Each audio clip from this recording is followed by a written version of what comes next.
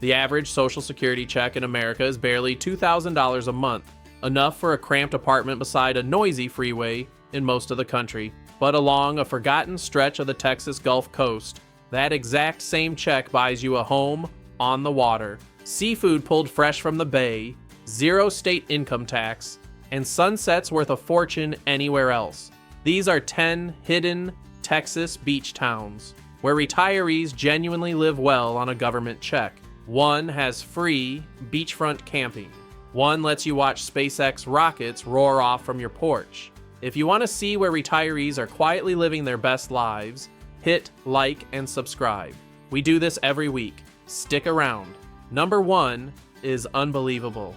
Number 10, Ingleside. Ingleside doesn't sell itself, and honestly, that's part of the charm. Rolling into town, you first pass the shuttered Naval Station Ingleside, closed back in 2010, which leaves a slightly ghostly industrial feel hanging over the waterfront. Push past that, though, and you reach the real town, sitting quietly along Corpus Christi Bay, and everything suddenly makes sense. This is an honest, working-class community of roughly 9,500 people, where median home values hover near $190,000, and a 2-bedroom rental runs about $1,200 a month. Nothing here screams luxury, but the town has a surprisingly solid local food scene, and a community that genuinely turns out for Friday night football. You're only about 25 minutes from Corpus Christi's hospitals, and a short hop from the Mustang Island beaches near Port Aransas, meaning you get real Gulf swimming without paying Mustang Island's steep property taxes. Here's a fun slice of history most people miss. Emory Bellard, the coach credited with inventing the legendary wishbone offense, launched his coaching career right here at Ingleside High School in the early 1950s. So this modest town holds a genuine, if quiet, claim to football greatness that almost nobody outside San Patricio County knows about. There's also a tucked-away waterfront pocket called Ingleside on the bay, sitting right at the edge of Corpus Christi Bay, where you can still find boat ramps and bayfront lots at prices that would seem impossible closer to the city. The honest downside? Ingleside is more bay-adjacent than a true beach town. You won't stroll to the sand, you'll drive to it. But when you weigh the affordability against the closeness to real hospitals, grocery stores, and infrastructure, Ingleside becomes a smart, safe entry point into coastal Texas retirement. For a cautious retiree who wants water access without total isolation, it's a genuinely sensible place to plant roots. Number 9, Sargent Beach. Sargent barely counts as a town, and the locals kinda like it that way. It's an unincorporated fishing community in Matagorda County, sitting exactly where the Intracoastal Waterway meets the Gulf of Mexico. The entire local economy seems to run on 3 things: bait camps, boat ramps, and cold beer. Nobody's pretending to be fancy here. The very first thing that grabs you is the stilt houses. Practically every home sits perched high on pilings, because down here flooding isn't a rare disaster. It's simply an expected part of life. Building elevated is tradition, not paranoia. Home prices across Matagorda County sit around $190,000. But this is where Sargent gets interesting. You can snag canal front lots and small fishing cabins starting near $135,000. Some even come fully furnished, usually because the previous owner either relocated or, bluntly, didn't outlast a rough hurricane season. What separates Sargent from most towns on this list is the beach itself. This is genuine Gulf sand, not a murky bay shoreline. The surf fishing here is superb. And when redfish season hits, the whole coastline fills with anglers who've been making this pilgrimage for decades. I spoke with a retired couple from Oklahoma who bought a stilt house along Caney Creek for about $140,000. They spend their mornings fishing straight off the back deck. Their total monthly costs, insurance, property taxes, groceries, utilities, everything, came to roughly $1,600, comfortably covered by 2 Social Security checks, with money still left over each month. The trade-off is real isolation. You're 30-plus minutes from a hospital in Bay City, and there's essentially nothing in town except water and the people who love it. But if your dream retirement is sitting on a porch, catching fish, and talking to almost nobody, Sargent Beach delivers exactly that, at a price that would make a Florida retiree burst into tears. Number 8, Matagorda. Matagorda is Sargent's slightly more grown-up neighbor, resting near the mouth of the Colorado River, where it spills into Matagorda Bay. The centerpiece is the stunning Matagorda Bay Nature Park, laced with boardwalks winding through coastal prairie grass, observation decks overlooking the tidal flats, and more bird species than you could ever tally in a day. Serious birders travel from across the entire country to this specific slice of coast. And if the whole bird-watching thing has always baffled you, just spend one sunrise on Matagorda Bay watching roseate spoonbills lift off the glassy water. You'll finally understand the obsession. The fishing, meanwhile, is almost dangerously good. Wade fishing for redfish and speckled trout in the shallows is treated less like a hobby here and more like a religion. But I'll be straight with you. When I visited, what struck me most was how empty it felt. Around 61% of the homes here are seasonal or sit vacant, and that's not a typo. Most belong to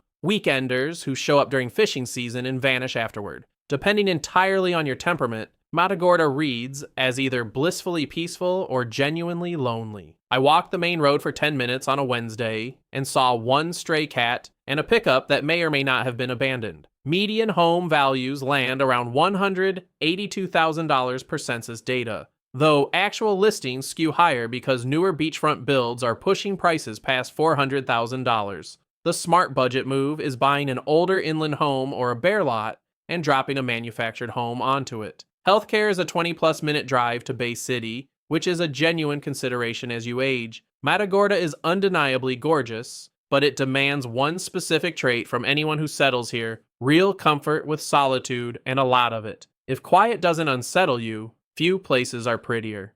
Number 7. Aransas Pass. Aransas Pass proudly calls itself the city by the sea, and driving through the first time, I was genuinely surprised by how much personality this town of roughly 9,000 people packs. This is a real working shrimping town on Redfish Bay, the kind of place where the tackle shops honestly outnumber the boutiques. The waterfront carries a salt-crusted, honest energy that most tourist towns scrubbed away years ago. Median home prices run around $200,000, and the cost of living index sits near 88, roughly 12% below the national average. Two-bedroom rentals fall in the $1,100 to $1,300 range. The median age is about 43, which matters. You're not retiring into a hollow ghost town. There's a living, breathing community here full of families, working folks, and a genuinely decent grocery situation. The real selling point, though, is location. Aransas Pass is the gateway to Port Aransas and the Mustang Island beaches, so you get full Gulf access without swallowing Port Aransas prices, which have climbed to ridiculous heights lately. You're also just 19 miles from Corpus Christi, putting major hospitals, big box stores, and an international airport comfortably within reach. If you want authentic fishing town character but with actual infrastructure nearby, Aransas Pass is the sweet spot. The annual Shrimpori Festival alone is worth the trip, and the local seafood market sells shrimp so fresh it was swimming in the Gulf that very morning. Here's the moment that sold me. I bought 2 pounds of jumbo Gulf shrimp for $12 at a dockside market. In any coastal city with a tourism board and a shiny boardwalk, that same bag runs $35 or more. That single price gap sums up the whole appeal of this town. For a Social Security retiree who refuses to give up either affordability or convenience, Aransas Pass strikes a balance that's genuinely hard to find anywhere else on the Texas coast. Number 6, Seadrift. Seadrift stopped me cold. It's a tiny village of about 1,300 people on San Antonio Bay in Calhoun County. And when I say tiny, I mean the kind of place where the post office and the bait shop might share a parking lot. Home values sit around $181,000, with waterfront listings averaging near $225,000. But it's the town's story that makes it unforgettable. In the late 1970s, Vietnamese refugees who had fled the fall of Saigon settled here and began working the shrimping boats. The established fishing community did not welcome them. Tensions boiled over into real violence, burned boats, and even the murder of a local fisherman. The conflict grew so intense, it inspired the 1985 film Alamo Bay, starring Ed Harris. Today, that painful history has healed into something remarkable. The Vietnamese American community is now woven deep into the fabric of Seadrift. and the town is unmistakably stronger for it. Within the same few blocks, you can grab fresh off-the-boat Gulf shrimp, Vietnamese spring rolls, and breakfast tacos. That kind of genuine cultural fusion simply cannot be manufactured in a planned retirement community out in Arizona. It's also one of the lowest crime, lowest cost coastal communities in the entire state. And the sunsets over San Antonio Bay are frankly absurd. The sky melts into pink and orange while you stand on the dock feeling like you accidentally wandered straight into a painting. The catch? You're 25 to 30 minutes from the nearest hospital over in Port Lavaca. If you carry serious medical needs, that distance genuinely matters and shouldn't be waved off. But if what you crave is quiet, authentic, and cheap living right on the water, Seadrift delivers all three without compromise. For the right retiree, one who values character over convenience, this overlooked little village might just be the most soulful spot on the whole list.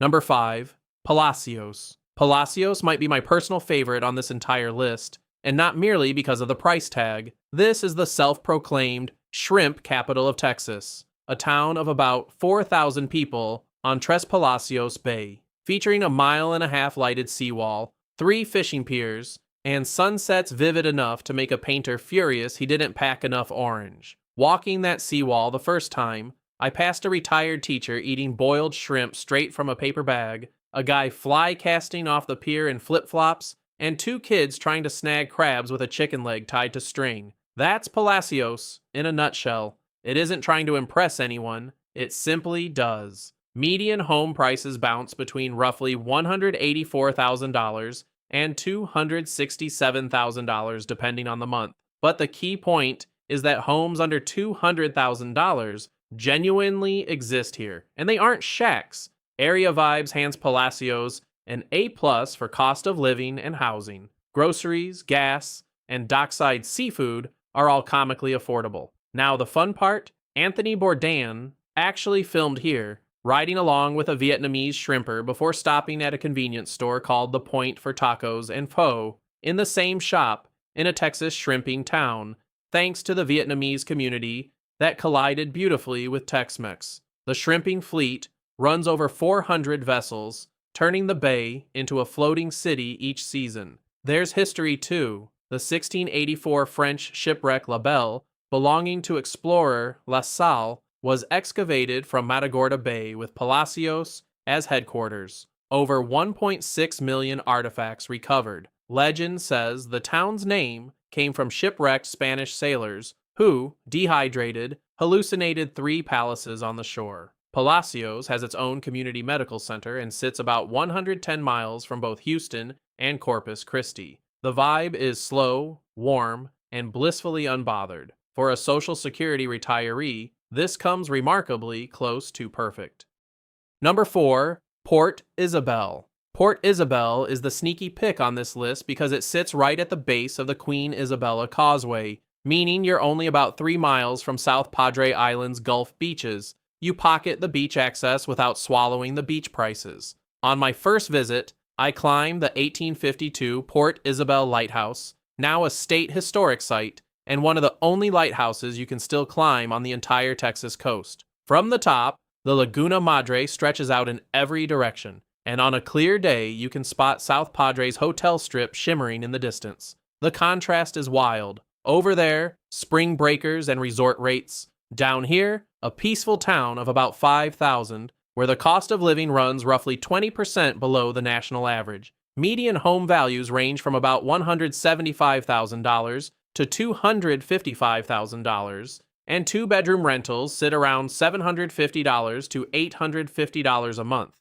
That is not a typo. Under $900 for a 2-bedroom near the beach. Port Isabel's downtown is charming in a faded old Mexico way, with Mission Revival storefronts, local seafood joints, and a harbor stuffed with fishing charters. It has a real identity that chain restaurants haven't bulldozed. Then comes the bonus that makes this town genuinely unique. Right now, SpaceX's Boca Chica launch site sits just down the coast, meaning you can watch Starship rockets launch from the area. Imagine sipping coffee on your patio while the most advanced rocket on the planet rattles your windows. That's a retirement perk no amount of money buys in most places. Between the rocket launches, the fishing, the kiteboarding on Laguna Madre, and the proximity to Brownsville and Harlingen for hospital access, Port Isabel punches so far above its weight class it's almost unfair. For an adventurous retiree on a fixed income, few towns offer this much wonder per dollar.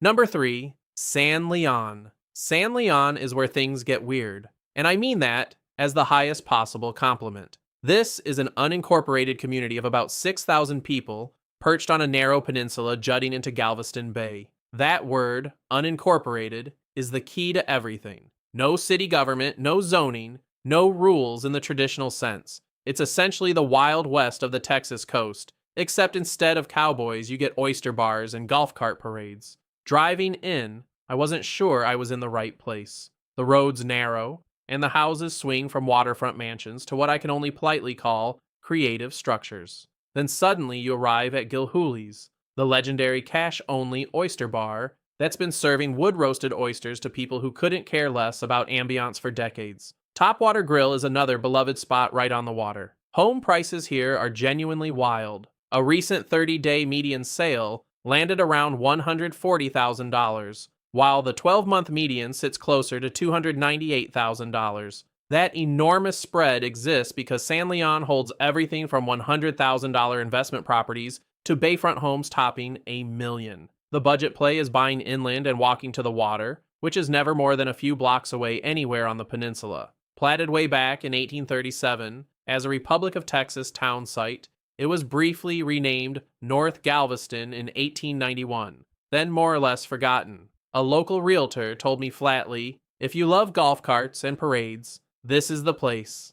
Every holiday brings a parade of 20-plus carts and ATVs. The downside is serious. San Leon sits below sea level, so flood insurance is mandatory, and hurricane risk is very real. Hurricane Ike hit hard in 2008. Go in with eyes wide open, but for a retiree craving character, community, and cheap oysters, San Leon is genuinely hard to beat. Number 2, Port Lavaca. Port Lavaca is the town that kicked off this entire rabbit hole for me. A study by Finance Buzz ranked it the number 1 most affordable beach town in America for retirees, and when a financial data company slaps a target on a place like that, I had to see it with my own eyes. Port Lavaca is the county seat of Calhoun County, home to about 11,700 people on the shores of Lavaca Bay. The median home value is around $108,000 per census data, though nicer, newer builds climb higher. 2-bedroom rentals average under $1,000 a month, and the overall cost of living cites roughly 22% below the national average. When I say the math genuinely works on a Social Security check here, I am not exaggerating in the slightest. Lighthouse Beach Park is the crown jewel, a public bay beach with a splash pad, fishing piers, and the restored 1858 Half Moon Reef Lighthouse they actually pulled from the bay floor. During my visit, families grilled at picnic tables, kids darted through the splash pad, and retirees fished off the pier with lawn chairs and a cooler of Lone Star. Best of all, the entire park is free. But Port Lavaca's real advantage over every other town here is infrastructure. It has its own hospital, a senior living community called Trinity Shores, grocery stores, restaurants, and a Walmart. For many retirees, that's the difference between an affordable beach dream and an affordable beach nightmare. You don't want to be 45 minutes from an ER at 68 when your chest feels funny. The town is beloved by winter Texans, seasonal retirees fleeing the Midwest each November. I met a man from Wisconsin who's wintered here 11 years, with monthly costs around $1,400, including a bayfront rental. If Palacios is the romantic pick, Port Lavaca is the wonderfully practical one. Number 1, Magnolia Beach and Indianola. I saved this for last because it's the wildest entry on the list.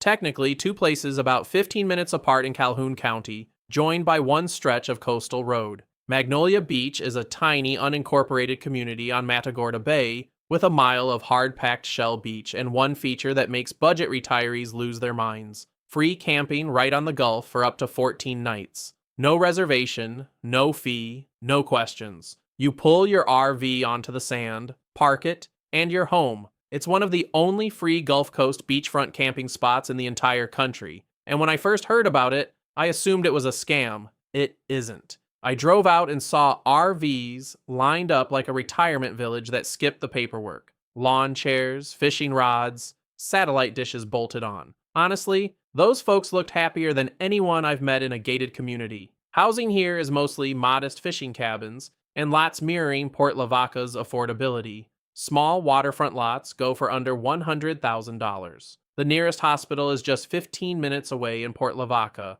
so you're not truly cut off. Then there's Indianola, or rather, what's left of it. In the 1850s and 1860s, this was Texas's second busiest port. 5,000 people, 4 newspapers, the landing point for tens of thousands of German immigrants. It's also where the U.S. Army tested one of history's strangest ideas, the Camel Corps, importing camels as desert pack animals. The experiment collapsed. Then hurricanes in 1875 and 1886 wiped the town off the map entirely. Today, most of it lies literally underwater. Only a cemetery, markers, and a LaSalle statue remain. For a retiree, Indianola is a haunting free visit. But Magnolia Beach, with its free camping and cheap cabins, is where a social security check doesn't just cover expenses, it leaves room for living.